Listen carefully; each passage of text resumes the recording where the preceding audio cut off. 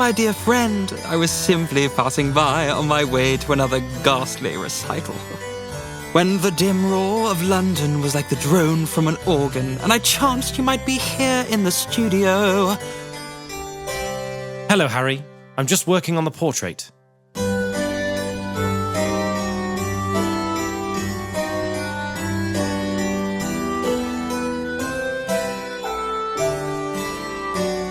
Basil, this is your best work, the best thing you've ever done. This painting shall be seen and admired by everyone. Send it next year to the Grosvenor. The Academy is too large and too vulgar. The National is too damn close to Soho. And the South Gallery is where the poor people go.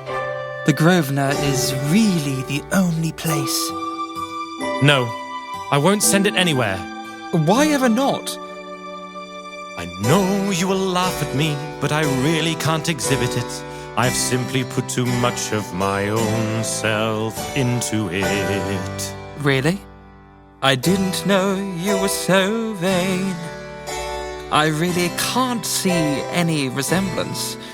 This young man who looks made out of rose leaves, and you with your air of, well, temperance. Are you saying my looks bore you, Harry? I'm saying real beauty ends where intellectual expression begins, and that you, of course, have intellectual expression. Now, the moment one sits to think, one becomes all forehead, and one's looks can tend to go into recession. Stop talking, Harry.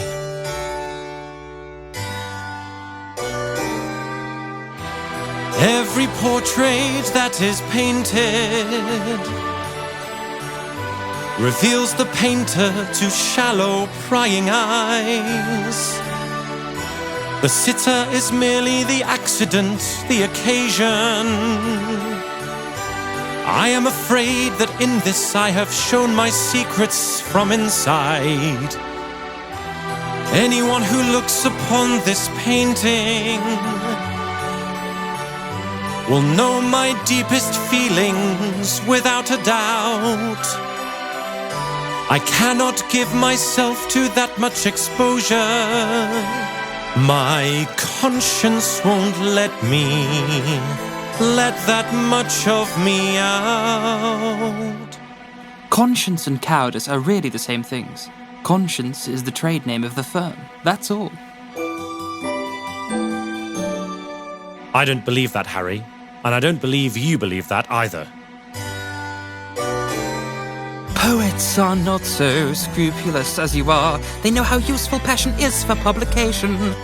Nowadays, a broken heart will run to many editions. Is that not simply art with punctuation? Basil, my dear friend, I know you. And I know you are an introverted man, but this picture is the crowning of your glory, and there's no way it should be in someone else's hands. Please display this for a while in London, then to France let them hang it in the Louvre. But before you take it from my eyes, dear Basil, you must tell me about your muse. No! And why not? Because you'll meet him, you'll talk to him, and you'll corrupt him. You want me to start talking about your looks again? His name is Dorian Gray. I met him at Lady Brandon's. A peacock in everything but beauty. Yes, quite. At an event she held in May.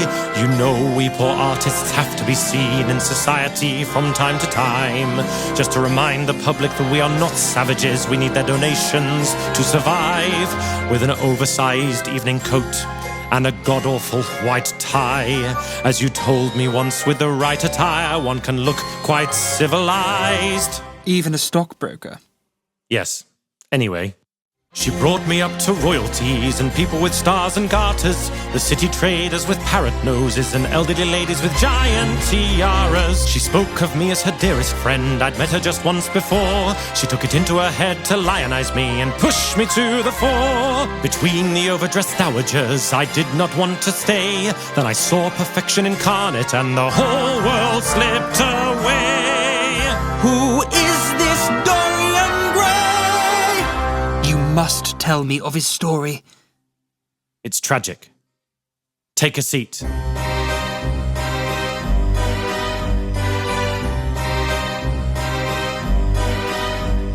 A beautiful woman, risking everything for passion.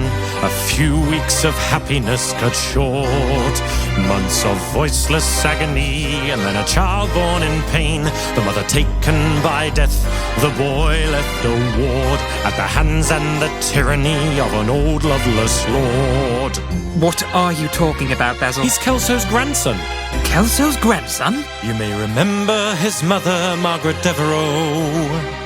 Yes, ran away with some penniless fellow. A few months after the marriage, he was killed in a duel by some rascally adventurer, some Belgian brute.